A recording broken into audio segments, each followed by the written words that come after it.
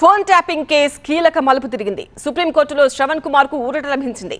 శ్రవణ్ పై కఠిన చర్యలు తీసుకోవద్దని సుప్రీంకోర్టు వెల్లడించింది. అరెస్టు నుంచి రక్షణ కల్పిస్తూ కోర్టు ఆదేశాలు జారీ చేసింది.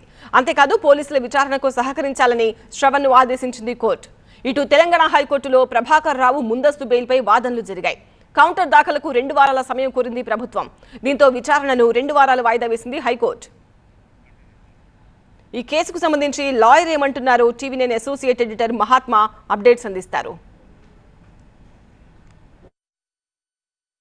ఫోన్ ట్యాపింగ్ కేసులో ఈరోజు సుప్రీంకోర్టులో ఒక కీలక పరిణామం చోటు చేసుకుంది. కేసులో నిందితులుగా ఉన్న శ్రవణ్ కుమార్కు ఊరటనిస్తూ సుప్రీంకోర్టు మధ్యంతర ఊరటనిచ్చింది. దానికి సంబంధించి మరింత సమాచారం తెలుసుకుందాం. మనతో మాట్లాడేందుకు న్యాయవాది శ్రీహర్ష గారు ఉన్నారు.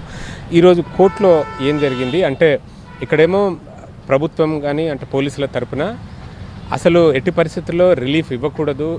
కౌశిక్, నేను పార్ట్నర్షిప్ ఫర్మ్ స్టార్ట్ చేయడం బెస్టా, ప్రైవేట్ లిమిటెడ్ కంపెనీ స్టార్ట్ చేయడం బెస్టా? ఎందుకు అంత కన్ఫ్యూజన్? ఎక్స్పర్ట్ తో మాట్లాడు. ఎక్స్పర్టా? ఎలా? బాస్ వాలా బీ ద బాస్. ఆయన ఇంకా అవసరమైతే రెడ్ కార్నర్ నోటీస్ జారీ చేయాలని చెప్పి కూడా వాళ్ళు డిమాండ్ చేశారు. బట్ కోర్టు ఎలా రిలీఫ్ ఇచ్చింది? Accused A6. సో మేము బెయిల్కు యాంటిసిపేటరీ బెయిల్కి వేసి రిలీఫ్ అడిగినప్పుడు వాళ్ళు ముకుల్ రోత్ గారిని ఎంగేజ్ చేసి దే అపోజ్డ్ ఇట్. ఏంటంటే తను పారిపోయిండు, 1 year నుంచి వస్తలేడు, we need him for investigation అంటే కోర్టు ఒకటే అన్నది. ఆయన he's not a police officer. A1 to A5 అంతా police officer, he's not a police officer. Secondly ఆయనను FIRలో మీరు పేరే పెట్టలేదు. టిల్ డేట్ 1 year నుంచి they have not even issued ఒక్క నోటీస్ కూడా ఆయనకు పోలేదు to come and join the investigation. అట్లాంటప్పుడు how can you say is a offender? రెండోది అదే మేము అన్నాం, మాకు నోటీస్ వాళ్ళు ఇస్తే we're more than happy to join with in 48 hours. ఇవాళ కూడా కోర్టులో అదే దామాశేషాద్రి గారు ఇంకా ఆదిత్య సోంది అదే చెప్పారు. That's what they anticipate. Court కూడా అదే అప్రిషియేట్ చేసి ఏమన్నా అంటే, if you don't give them protection ఆయన ఎప్పటికీ రారు and you're targeting him, it is very clear. So we will give him protection. తను వచ్చి కోర్టు ముందు ఇన్వెస్టిగేషన్ ఆఫీసర్ ముందు హాజరవుతారని చెప్పిండ్రు. సో వాళ్ళు ఏమన్నారంటే till the next day don't take any coercive steps, let them come and join the investigation అని చెప్పిండ్రు.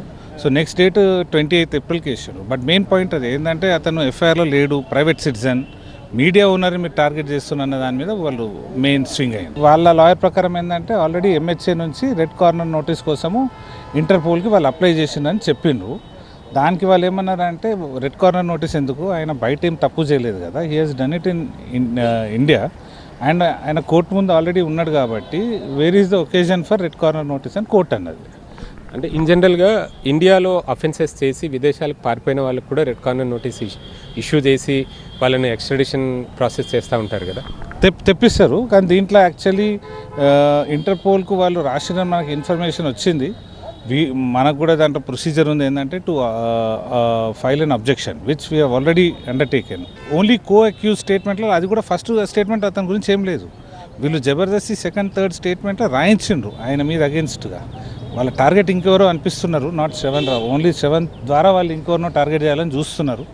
But I don't think they will succeed. ప్రస్తుతం సుప్రీంకోర్టు ఇచ్చిన రిలీఫ్ మేరకు ఆయన అమెరికా నుంచి తిరిగి వచ్చి విచారణకు సహకరిస్తారని, ఒకవేళ విచారణకు సహకరించకపోతే అప్పుడు అరెస్ట్ చేయడానికి ఆస్కారం ఇచ్చినట్టు అవుతుంది. కాబట్టి ఖచ్చితంగా ఆయన వచ్చి విచారణకు సహకరిస్తారు. శ్రవణ్ పాత్ర ఇందులో ఏమీ లేదు, కావాలని ఆయన ద్వారా మరొకరెవరినో టార్గెట్ చేసి ఇన్వెస్టిగేటింగ్ ఏజెన్సీ ఈ తరహాలో శ్రవణ్ను కేసులోకి లాగుతున్నారు అని చెప్పి న్యాయవాది శ్రీహర్ష చెప్తున్నారు. కెమెరా పర్సన్ రమేష్తో మహాత్మా కుడియా, టీవీ9 న్యూఢిల్లీ.